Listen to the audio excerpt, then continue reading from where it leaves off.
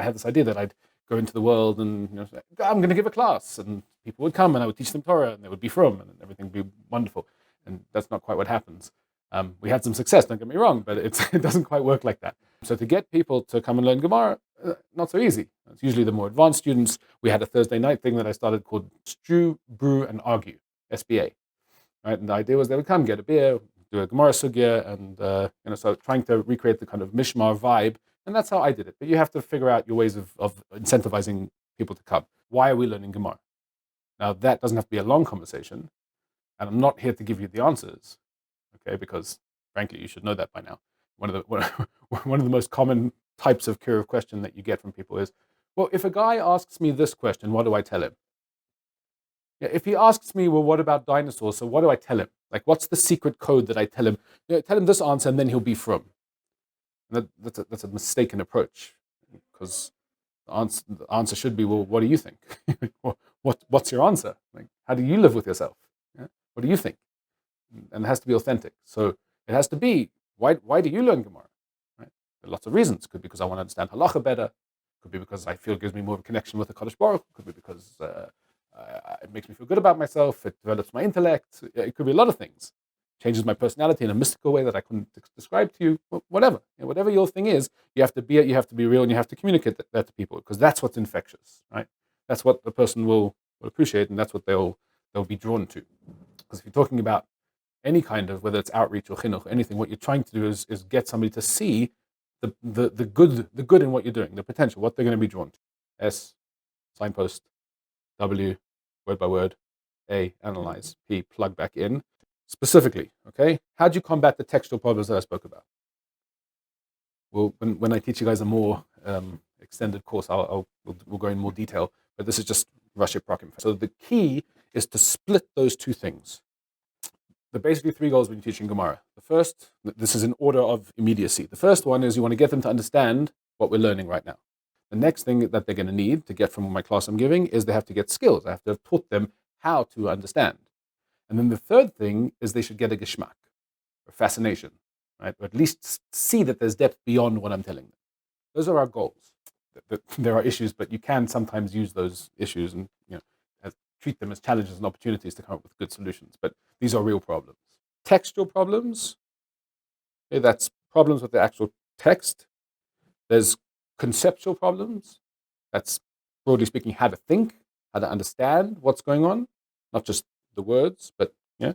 And then the third thing is external to the text itself. So you have that problem. Two scripts, Hebrew script, regular script that we know, and Rashi script, which you don't even see because you just read it, but it's to their eyes, completely different script. So you have a problem. You have to consider translation, things like that. Do you want to get involved with that? Problem. And then the next, and this is maybe even a bigger problem than that initial problem in the text, is that it's very cryptic, it's encoded, it's terse, short, a lot packed into a few words. Essentially, and there are all these sorts of things you probably don't even think about when you learn Gemara. You're looking at a word like, or an abbreviation like Havamina. You see Hey Aleph, and immediately you think, that's what I would have thought if it hadn't been for this. They have no clue what that means. And even when you translate it as I would have said, they have no idea what you're talking about. What do you mean you would have said? It's a whole world of a concept that you understand because of a background that they have no clue what you're talking about. But we all know how Yachol is used in the Gemara. Yachol this, but yeah, it has a technical meaning. So it's like a computer programming language, lahavdil. The next set of problems is conceptual.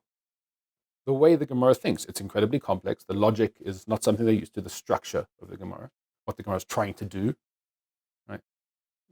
How to analyze, what is this, a Mishnah, a Brisa. They're not used to anything like that. It's not something that they have come across pretty much in any of their education, such as it may or may not have been. It's obviously written for a different place and time. What did fields look like in those days? What plants were these? What exactly, this particular food stuff that was supposed to make this brach on, what did it look like? That's hard. It's already a barrier for them.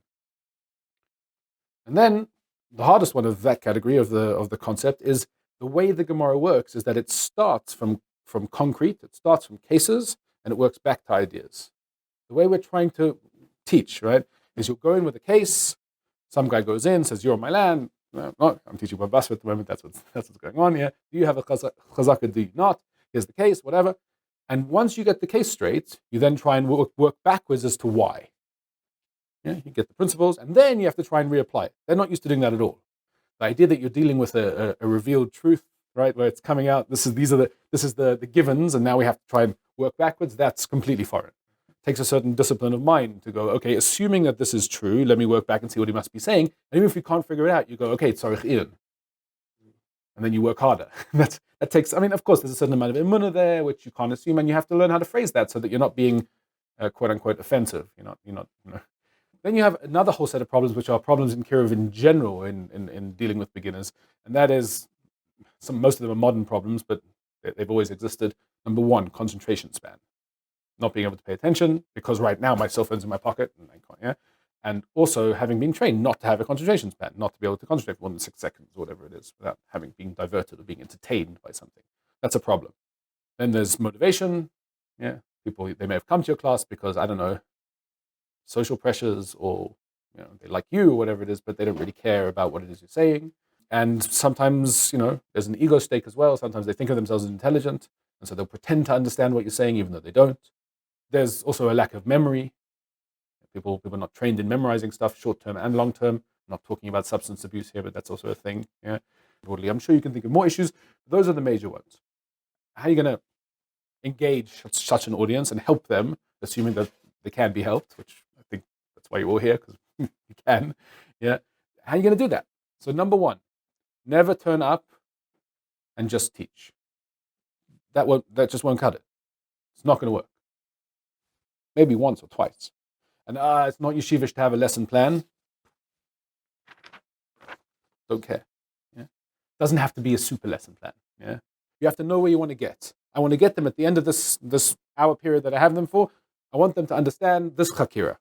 I want them to understand what the Rashbam meant when he said this, or Rashi meant when he said this. I want them to get to this is what I'm getting. And then everything you do, there can be sidetracks, but everything you do has to get towards, focused. Yeah, this will be a clear goal. You can speak it out to them. You can tell them the goal. Okay, how do you combat the textual problems that I spoke about? Because all those textual problems, we mentioned things like it's hard for them, you have problems of understanding and problems of text and language and everything. So the key is to split those two things in reading and understanding the words and in understanding the concepts and the shakli v'tarya and the cheshbon